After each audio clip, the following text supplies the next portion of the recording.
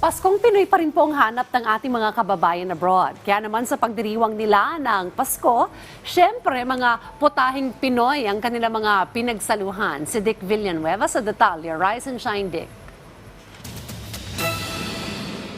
Masayang ipinagdiwang ng mga kababayan natin sa Paris, Germany, Cyprus, Switzerland at Kuwait ang Pasko.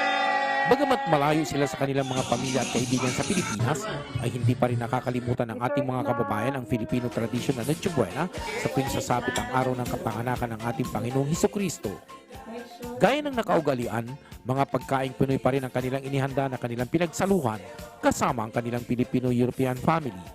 Kahit maliit lang ang kwarto na kanilang inuupahan, ay naging joyful pa rin ang kanilang Christmas dahil bukod sa masasarap na pagkain ay may mga palaro din silang inihanda. Ang ilan naman sa ating mga kababayan ay nagpalipas ng Pasko sa kanilang mga trabaho, lalong-lalo na mga Pinay nani na walang pamilya dito sa Paris. May gift-giving din para sa mga bata at matanda na masayang nagbukas ng kanilang mga regalo. Gayun din ang mga kababayan natin sa Germany at Cyprus ay masaya din nila ipinagdiwang kanilang Christmas Eve get-together.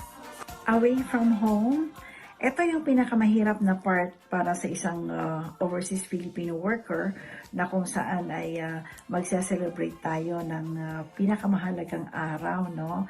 Ang Kapaskuhan na hindi natin kasama ang ating mga pamilya. Kahit papaano, masaya din naman. May inuman konti, may sayawan.